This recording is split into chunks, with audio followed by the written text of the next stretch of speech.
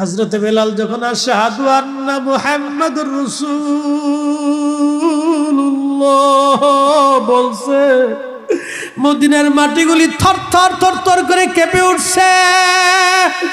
নবীর মুয়াজ্জিন অজ্ঞান হয়ে জমিনের মধ্যে পড়ে গেলেন। সাহাবীরা কাঁদতেছে, সারা মদিনার মানুষ কাঁদে। হযরত বেলাল অজ্ঞান হয়ে পড়ে গেলেন। হুঁশ ফিরে আসার পরে রওজা মুবারকের পাশে বসে বসে বেলাল কাঁদার বলে, হুজুর গোলামকে আসতে বলেছিলেন, গোলাম আসছে। নবী আযান দিতে বলছিলেন, আমি আযান দিছি, কিন্তু নবী আপনি আসেন নাই। আগে আযান দিলে আপনি নবী আসতেন, যে আযান দিলে নবী নামাজ আসবে না, সে আযান আমি আর কোনোদিন দেব না।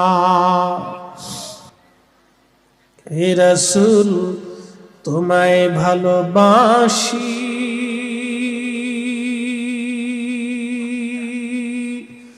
অন্তরে শুধু মুখে নয়, জান্নাতের আশা নয় হে রাসূল, জাহান্নাম কেউ ডরি না।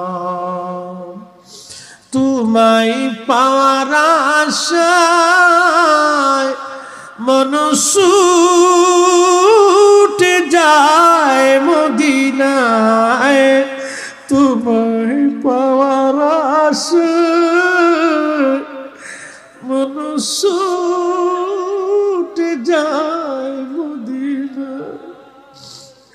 এ আশিক দিদার দাও না, আর দূরে থাকিও না। হে রাসূল তোমায় ভালোবাসি,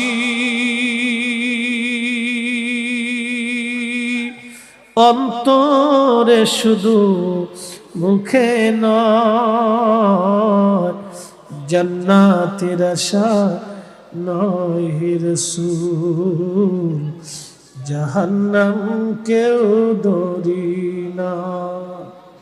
মদিনাতে যাওয়ার পরে দেখবেন দুই প্রকারের হাজী পাওয়া যায়।